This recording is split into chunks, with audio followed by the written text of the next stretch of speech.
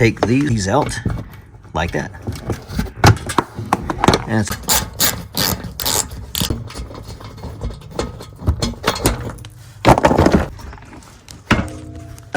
there we go. And it is out. Up next.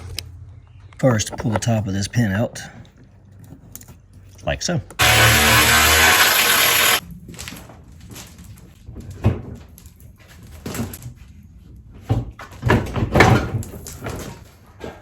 Factory bumper has been removed.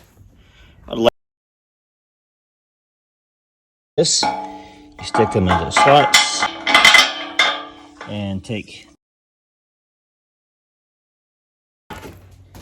Your bumper isn't too terribly heavy. Just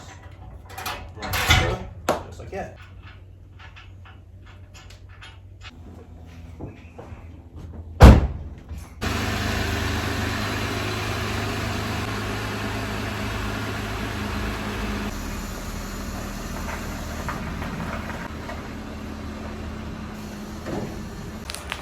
All right, let's look it over. Looks